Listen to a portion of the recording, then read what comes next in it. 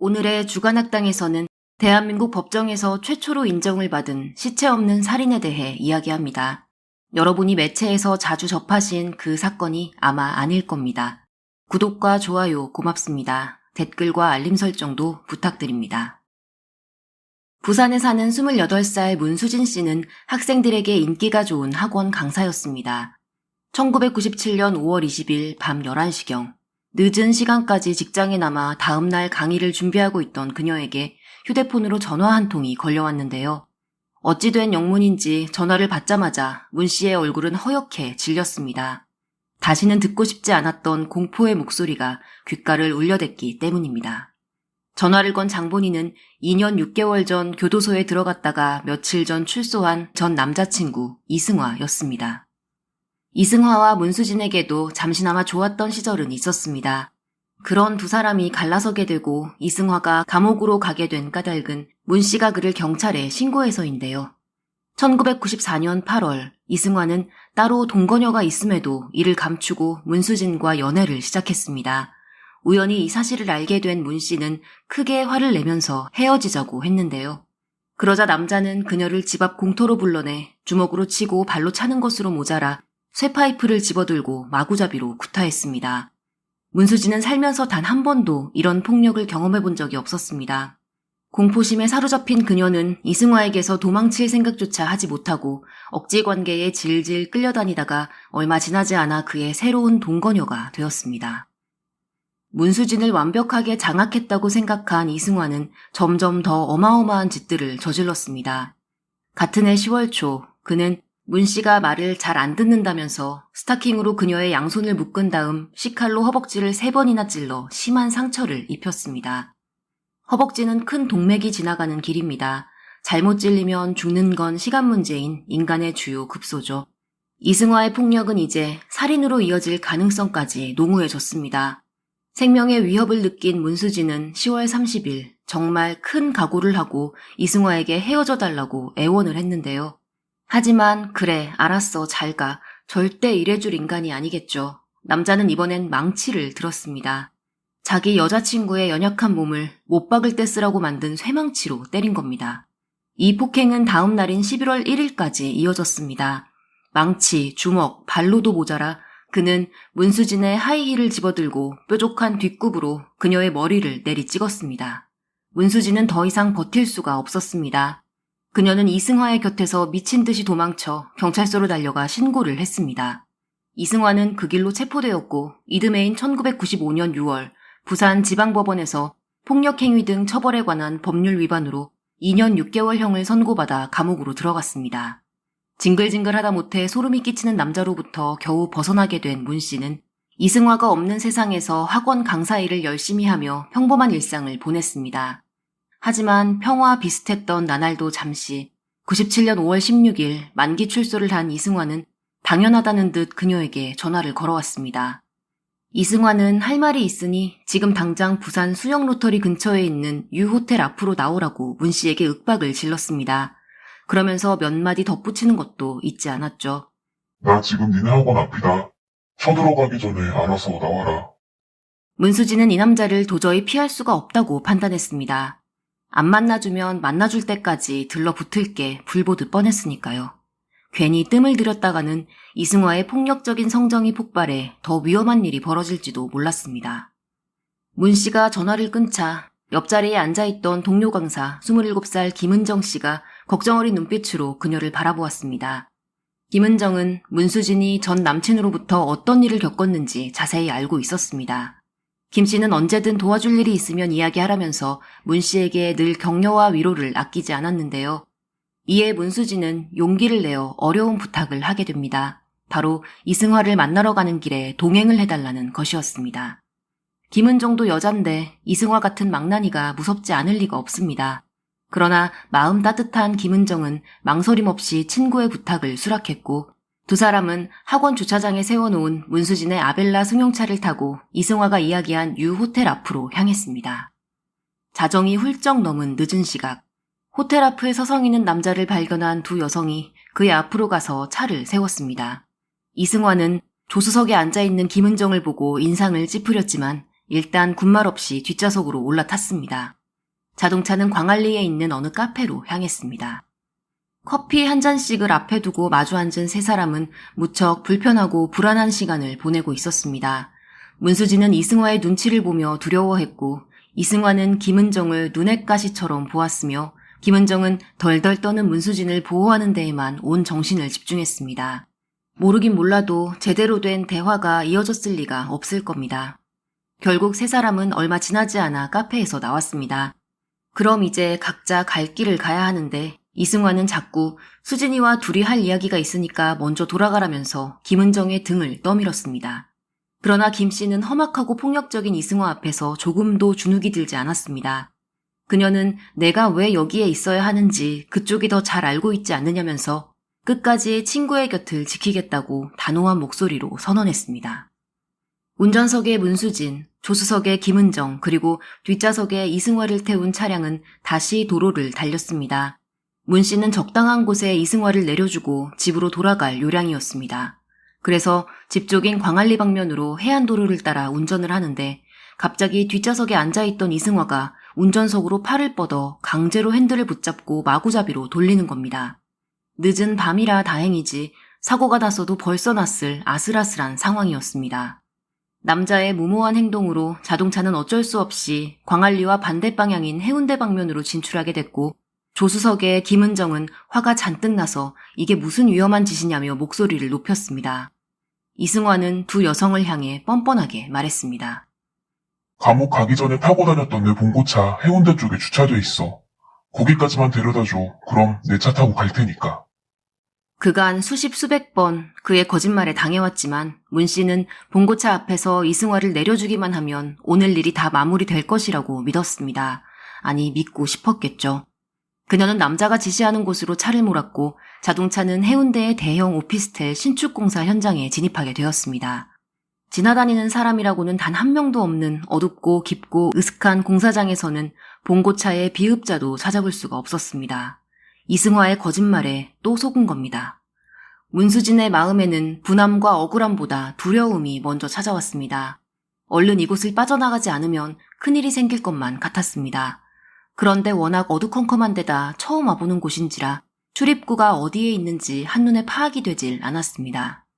당황한 문 씨는 일단 후진을 시도했습니다. 그때 갑자기 뒷좌석에 이승화가 양팔을 뻗어 왼손으로는 문수진의, 오른손으로는 김은정의 머리채를 휘어잡고 무지막지한 힘으로 쥐어뜯듯 당기기 시작했습니다. 두 여성은 이게 무슨 상황인가 알아차리기도 쉽지가 않았는데요. 이때 이승화는 잠시 오른손에 쥐고 있던 김 씨의 머리채를 놓고 잽싸게 손을 놀려 자동차 키를 뽑은 뒤 자기 주머니에 넣었습니다. 잠깐 자유의 몸이 된 김은정은 기회를 놓치지 않고 조수석 문을 열어 차에서 탈출하는 데 성공했습니다. 그런데 여기서 이승화가 굉장히 이상한 선택을 합니다. 그의 타깃은 분명 문수진이었습니다. 그녀가 자신을 신고한 것에 대해 앙심을 품고 복수를 하려 했든 아니면 아직 사랑을 하니 많이 주접을 떨면서 다시 연인이 되고 싶어 했든 어쨌든 이승화의 볼 일은 오로지 문 씨에게만 있었고 그래서 아까부터 김은정을 자꾸 집에 돌려보내려고 했었습니다. 그런데 끈질기게 두 사람 곁에 붙어있던 김 씨가 이렇게 제 발로 차 밖으로 나갔습니다. 이승화의 입장에서는 귀찮은 방해물이 눈앞에서 깔끔하게 사라진 겁니다. 차키도 본인이 가지고 있겠다. 이제 문수진을 태우고 공사 현장을 빠져나가기만 하면 되는데 이승화는 그렇게 하지 않았습니다. 움켜잡고 있던 문 씨의 머리채를 놓고 뒷좌석에서 뛰어내려 도망치는 김 씨의 뒤를 쫓은 겁니다. 사족이지만 대체 김은정을 잡아 이승화가 얻는 이득이 뭔지 저는 아직도 잘 모르겠습니다. 그저 도망치는 사냥감을 본능적으로 쫓는 짐승의 행위라고밖에는 이해가 되지를 않는데요. 그는 끝내 김은정을 낚아채 주먹으로 그녀의 얼굴을 수차례 때렸습니다. 무자비한 남자의 폭행에 김 씨는 제대로 저항 한번 해보지 못하고 그대로 피투성이가 된 채 쓰러지고 말았습니다. 이때 문수진은 자동차 운전석에 홀로 남겨져 있었습니다. 차 열쇠까지 이미 이승화에게 빼앗겨버린 상황에서 그녀에게는 더 이상 선택지가 없었고 문 씨는 차에서 탈출해 미친 듯이 공사장 출입구를 찾아 뛰었습니다. 이승화에게 칼까지 맞아본 그녀입니다. 눈이 완전히 뒤집힌 남자에게 다가가 그의 폭력을 저지하는 게 가능할 리가 없습니다. 겨우겨우 출구를 찾은 문수진은 공사장 앞 한적한 도로로 빠져나왔습니다.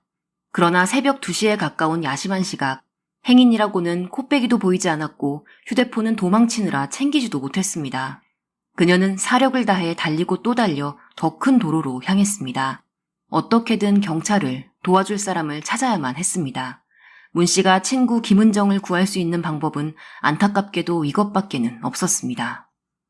가까스로 신고를 하는 데에 성공한 문수진을 따라 경찰은 급히 공사장으로 향했습니다. 그런데 현장은 어찌된 영문인지 텅 비어 있었습니다. 이승화와 김은정은 물론 문수진의 자동차도 감쪽같이 사라져 있었고 흙바닥을 나뒹구는 것은 단지 김은정의 핸드백과 문수진의 휴대폰 뿐이었습니다. 경찰은 금세 사건의 심각성을 깨달았습니다. 이승화는 여자친구를 쇠파이프와 망치로 때리고 칼로 찔러서 얼마 전까지 감방에 있었던 자입니다. 이런 위험하기 그지없는 인물과 그에게 폭행을 당한 젊은 여성이 동시에 사라졌으니 긴급한 상황이 아닐 수가 없는 겁니다. 경찰은 일단 공사장 현장 감식을 했습니다. 그러자 자동차가 세워져 있던 근방에서 김은정의 핏방울 몇 점이 발견됐는데요. 다행히 생명에 지장을 줄 만큼의 출혈량도 아니었고 그렇다고 흉기 공격이 발생한 것처럼 보이지도 않았습니다. 이렇듯 김 씨가 무사할 가능성이 충분해지자 경찰은 수사에 더욱 박차를 가했고 특히 이승화가 몰고 간 것으로 보이는 문수진의 차량을 수배하는 데에 총력을 기울였습니다. 마침내 사건 발생 38시간 정도 지난 6월 22일 오후 3시 30분경 부산 어느 공터에 세워져 있던 문수진의 자동차가 발견됐습니다. 이승화도 김은정도 타고 있지 않은 빈 차의 문을 열자마자 경찰의 얼굴은 새파랗게 질렸습니다. 밀폐된 차 안에 피비린내가 진동을 했기 때문입니다. 자동차 시트 곳곳에는 시뻘건 액체가 잔뜩 배어 있었고 차 안에 있던 방석과 발판 매트는 어떤 이유에서인지 모두 사라진 상태였습니다. 경찰은 급히 자동차를 국과수로 보내 감식을 의뢰했습니다. 그리고 추적에 추적을 거듭해 차량이 발견된 다음 날인 6월 23일 숨어있던 이승화를 찾아내 김은정을 폭행한 혐의로 체포했습니다. 경찰에게 가장 시급한 것은 김은정의 신병 확보였습니다. 그러나 이승화는 모르쇠로 일관했습니다. 그는 도망치는 김 씨를 쫓아가 폭행을 한 후 차에 태운 것도 맞고 피가 묻은 옷과 발판, 방석을 도로변에 세워져 있던 쓰레기 리어카에 던져버린 것도 맞지만 김은정이 잠시 한눈을 판 사이 다시 도망을 치는 바람에 그녀가 지금 어디에 있는지는 전혀 알지 못한다고 진술했습니다. 그러나 사건 당일 이후 김은정의 생활 반응은 하나도 나타나지 않았습니다. 핸드백도 공사 현장에 떨어뜨려 놓았기 때문에 집으로 돌아가지 않으면 생활비조차 없는 그녀가 자의로 몸을 숨길 이유도 당연히 없습니다. 경찰은 이승화가 김은정의 목숨을 빼앗은 뒤 그녀를 어딘가에 유기했을 것이라 확신했습니다. 그렇지 않은 이상 차 안에서 그렇게까지 처참한 냄새가 날 수는 없었으니까 말입니다. 하지만 이 정도의 정황과 심증만으로는 이승화를 검찰에 올려보내기도 법정에 세우기도 힘들었습니다. 적어도 범행 현장이라도 흉기라도 시신이라도 그것도 아니면 유기 장소라도 뭐라도 하나 제대로 알아내야 이승화를 폭행이 아닌 살인 혐의로 붙잡아 놓을 명분이 생기는 것입니다. 이때 반가운 국과수 차량 감식 결과가 도착했고 이를 확인한 수사진은 경악을 금치 못했습니다.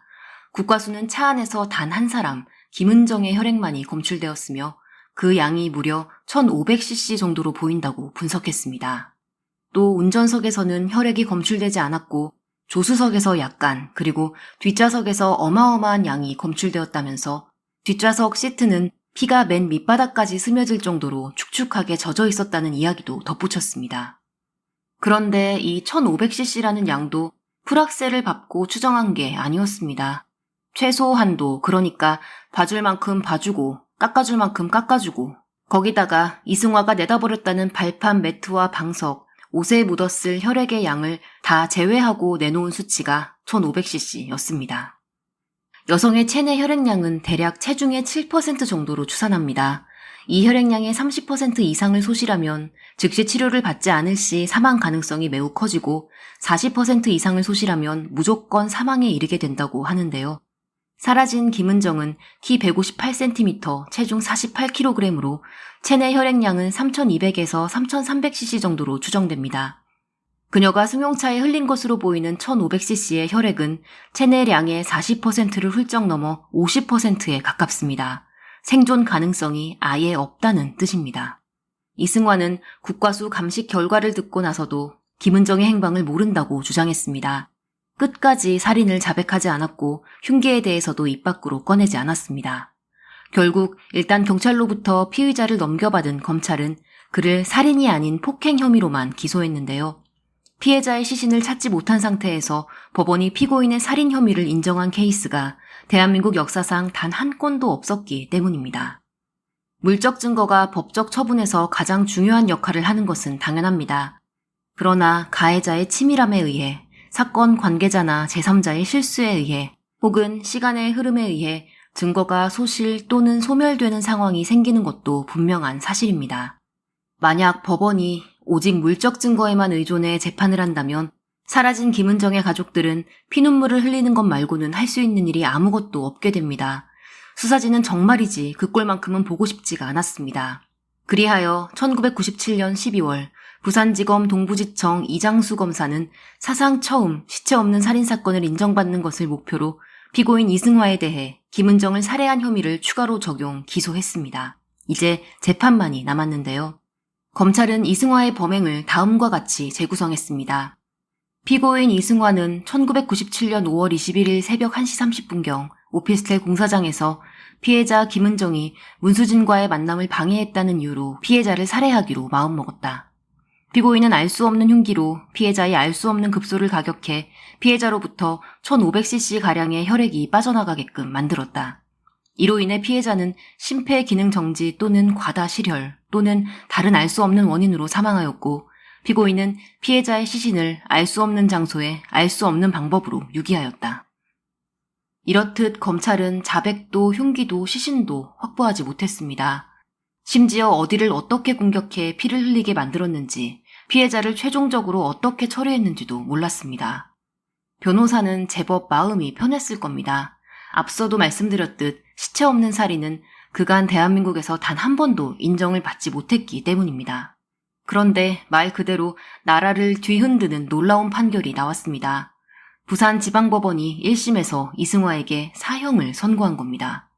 국과수의 감식 결과에 비추어 볼 때 김은정은 사망을 하였음이 명확하고 그 시간 그 장소에서 김은정을 죽일 수 있는 사람은 오직 이승화 이외에 다른 이는 생각할 수 없다는 것이 재판부가 시신 없는 살인을 인정하고 피고인에게 사형을 선고한 이유였습니다. 이승화에게 살인이 아닌 폭행 혐의만 적용이 됐을 때 그가 받게 되는 처벌은 고작 징역 5년형에 불과했습니다. 5년간 공짜밥 얻어먹고 지내다가 다시 나오면 그만이지 하면서 룰루랄라 구치소 생활을 하고 있던 이승화 입장에선 청천벽력 같은 일이 발생한 겁니다. 그제야 발등에 불이 떨어진 변호사와 이승화는 있는 머리 없는 머리 열심히 굴려 작전을 짠 뒤 1999년 열린 고등법원 항소심에서 아무 말 대잔치를 벌이는데요. 이런 자들에겐 그저 만만한 게 경찰인가 봅니다. 이승화는 조사 당시 경찰이 잠도 안 재워주고 물도 밥도 안 먹여주고 화장실도 안 보내줬다면서 폭행, 폭언, 고문 등의 가혹행위에 의해 모든 진술을 억지로 할 수밖에 없었다고 주장했습니다. 그런데 그는 경찰 조사에서도 검찰 조사에서도 끝까지 자기는 김은정을 죽이지 않았다고 어디에 갔는지도 모른다고만 했습니다. 진술 자체를 안 해놓고 뭘 억지로 했다는 건지 고등법원 재판부는 어처구니 없어 하며 피고인의 말을 딱 잘랐습니다. 경찰이 가혹행위를 했다는 주장도 확인 결과 전혀 사실이 아니었습니다. 이번엔 변호인의 차례입니다. 변호인은 차량 내부가 찍힌 사진이 증거로 혈액이 없다고 주장했는데요. 사진을 찍고 혈액을 감정할 당시 피고인 이승화를 참석시키지 않았다는 이유에서였습니다. 시트에 묻은 혈액이라고 하는 게 빨간색 물감인지 짐승의 피인지 빨간색 페인트인지 다른 사람의 피인지 알 게 뭐냐는 거죠. 경찰이 일부러 벌건 무언가를 묻혀놓고 사진을 찍어 이를 증거로 올렸을 가능성도 있다는 소리입니다. 이에 재판부는 피고인이 차량 내부를 찍은 사진을 증거로 동의한다는 사인을 남긴 이상 그가 촬영 현장에 있었든 없었든 증거 효력에는 아무런 상관이 없다고 답했습니다. 혈액 감정 결과에 비추어 사진의 신빙성 역시 인정을 했습니다. 변호 측은 본전도 못 찾았습니다. 그런데 마지막은 더 가관입니다. 이승화는 그간 어디에서도 한 적이 없던 새로운 주장을 고등법원에 와서야 펼치는데요. 다음은 그가 밝힌 사건의 전말입니다. 이승화는 사건 당일 김은정이 차에서 내려 도망을 치자 자신도 모르게 뒤를 쫓았습니다. 그런데 미친 듯이 뛰던 김 씨가 꽈당 넘어지고 말았고 코피가 줄줄 흐를 정도로 심하게 다치기까지 했는데요. 걱정이 된 이승환은 그녀를 부축해 차로 되돌아와 뒷좌석에 고이 앉혀주었습니다. 그리고는 도주한 전 여자친구 문수진을 찾으러 공사 현장을 빠져나갔다가 약 20분 후에 다시 차로 돌아왔는데 그 사이 김은정은 자취를 감춰버리고 없었습니다. 이승환은 두 여자를 찾는 것을 포기하고 혼자 차를 몰고 도로로 나왔습니다. 그런데 거울로 힐끗 뒷좌석을 보니 시트에 김은정이 흘린 코피가 잔뜩 묻어있는 겁니다. 그는 그 길로 수영만 요트 경기장의 어느 선착장으로 가서 차를 세웠습니다. 그리고는 주변에 굴러다니던 플라스틱 바가지를 주워 바닷물을 퍼서 뒷좌석 시트에 부었습니다. 핏자국을 씻어내기 위해서였습니다. 그렇게 바닷물을 한 바가지도 아닌 세 바가지나 시트에 부은 뒤 이승환은 다시 차를 몰고 요트 경기장을 빠져나왔습니다. 이후 어느 공터에 아무렇게나 차를 던져주고 제 갈 길을 갔습니다. 이것이 그가 주장하는 사건 당일의 행적입니다. 이승환은 왜 갑자기 엉뚱한 이야기를 한 것일까요? 국과수가 밝힌 혈액 1500cc에 대한 핑계를 대기 위해서였습니다. 김은정의 혈흔을 닦아내기 위해 바닷물을 세 바가지나 퍼부은 바람에 시트 안 액체의 양이 1500cc가 되어버렸다는 겁니다. 김 씨는 코피를 약간 흘렸을 뿐 차 안에서 1500cc의 피를 흘린 적이 없고 그러니 어딘가에 살아있을 가능성이 농후하므로 자기한테 살인 혐의를 적용해서는 안 된다는 결론인데요. 이쯤 되면 판사님도 말 같지도 않은 말에 제대로 현타 좀 맞으셨을 것 같습니다. 이승화의 진술이 사실이라면 국과수는 피와 바닷물을 구분하지 못할 정도로 바보라는 뜻이 되니까요. 열받은 국과수는 곧바로 감정서를 보내왔습니다. 시트에서 바닷물 성분은 아예 검출이 되지 않았다는 내용입니다. 1심에서 사형 선고를 받은 피고인이 2심 법정에서 태연하게 거짓말을 늘어놓다니 좋게 말하면 과감하고 나쁘게 말하면 참 겁대가리가 없습니다. 하여간 하나부터 열까지 참 어이가 없는 사건입니다. 고등법원은 어떤 판결을 내렸을까요? 변호 측의 항소 이유가 CR도 먹히질 않았으니 1심 판결 그대로 사형이 유지됐을까요? 그런데 또 의외의 결과가 나왔습니다. 이승화의 처벌이 사형에서 무기징역형으로 감형된 것입니다. 부산 고등법원 이종찬 판사는 피고인이 범행 당일 처음 알게 된 피해자를 잔혹한 방법으로 살해해놓고도 반성은커녕 범행 일체를 부인하고 있다는 점에서 엄벌에 처해야 마땅하지만 사전 계획하에 범행을 저질렀다고 보이지 않는 점과 다른 유사 사건들에 비해 형이 무거운 편이라는 점을 감안해서 사형 대신 무기징역을 선고한다고 밝혔습니다. 겨우 목숨을 건져놓고도 이승환은 무기징역도 무겁다면서 상고를 했습니다. 하지만 대법원에 기각을 당하면서 그의 형은 확정이 되었습니다. 여러분은 어떤 생각을 하셨나요? 이승화에게 떨어진 무기징역이 정당한 판결이라고 생각하시나요? 아니면 그에게 사형 혹은 무죄가 선고되었어야 한다고 생각하시나요? 댓글로 남겨주시기 바랍니다. 시신 없는 살인사건이라 하면 2010년 부산에서 발생했던 화차 아줌마 손혜원 사건을 떠올리는 분들이 많으실 텐데요. 그 사건은 피해자의 유골이 바다에 뿌려져 사라졌을 뿐 숨진 사실만큼은 명백합니다. 하지만 그보다 13년 앞서 발생한 이 사건은 피해자의 시신을 아예 찾지 못해 사망 여부가 불확실한 상황에도 유실된 혈액량만으로 이를 판단해 가해자의 살인 혐의를 인정했다는 점에서 더욱 특별한 의미를 가지는 것 같습니다. 이승화의 주장대로 김은정 씨가 살아계신다면 얼마나 좋을까요?